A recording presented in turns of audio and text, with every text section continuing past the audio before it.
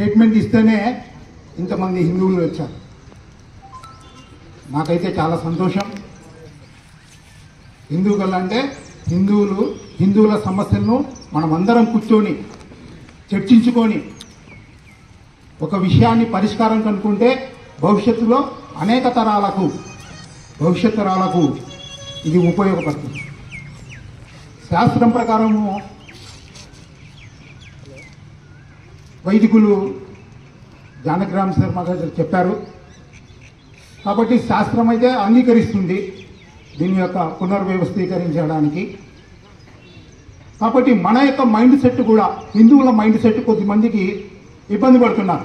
మా యొక్క పెద్దల సమాధులు ఉన్నాయి, దాన్ని కొట్టేస్తారంట, అడిగేవాళ్ళు లేరా, చెప్పేవాళ్ళు లేరా, మేము ఎన్ని సంవత్సరాలకు మేము సంవత్సరీకం చేసుకుంటున్నాం, మాకు ఇబ్బంది.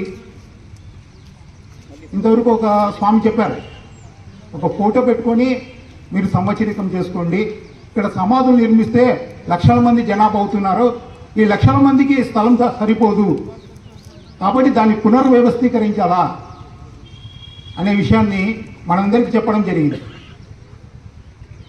కానీ నా యొక్క ముఖ్య సూచన, నేను ఒక సూచన ఇస్తున్నాను మీ అందరికీ. జేసీ ప్రభాకర్ రెడ్డి గారు కూడా ఉన్నారు కాబట్టి వారి దృష్టి కూడా తెస్తున్నాను. ఇక్కడ పూడ్చడానికి కాల్చడానికి బీద వాళ్ళను చాలా ఇబ్బంది పెడుతున్నారు. ఒక రేటు ఫిక్స్ చేసి ఆ యొక్క రేటు ఏం రేటు ఒక దానిపైన ఎవరైనా కానీ వాళ్ళ యొక్క ఇష్టానుసారం వ్యక్తిగత ఇష్ట ప్రకారము వాళ్ళు చెల్లించవచ్చు.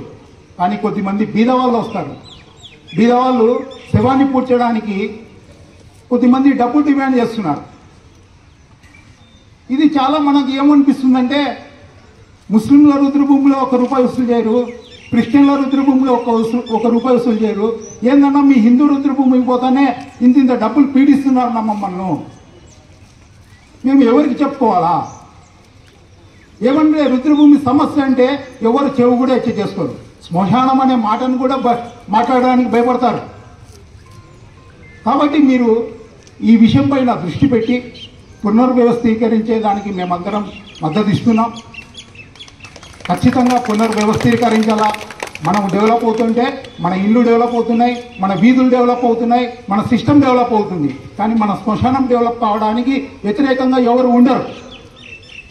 ప్రతి విషయము మనం వ్యవస్థీకరిస్తున్నాం, ప్రతి విషయాన్ని డెవలప్ చేస్తున్నాం. మన రుద్రభూమిని ఎందుకు డెవలప్ చేసుకోకూడదు? ఇది మన మైండ్ సెట్లో రానియండి. చాలామంది బాధపడుతున్నారు, కొద్దిమంది హిందువులు ఇవ్వద్దు, మా పోతున్నాయి, మా యొక్క సమాధులు పోతున్నాయని. కానీ వాళ్ళందరికీ నేను మీ ద్వారా ఈ విషయాన్ని తెలియజేస్తున్నా. కాబట్టి మనం బాధపడకూడదు, రాబోయే తరాలు ఇబ్బంది పడకూడదు. రాబోయే తరంలో హిందువులు అనే వాళ్ళు రుద్రభూమి కోసం కొట్లాడుకోకూడదు. ఒకరు ఒక సమాధిని తీసేసి మళ్ళీ ఆ సమాధి దగ్గర కట్టిస్తున్నారనుకోండి, ఎన్నో సమస్యలు వస్తున్నాయి మనకి. ఎందుకంటే ఆ పరిధి దాటి రావడంలే ఆ సమస్యలు.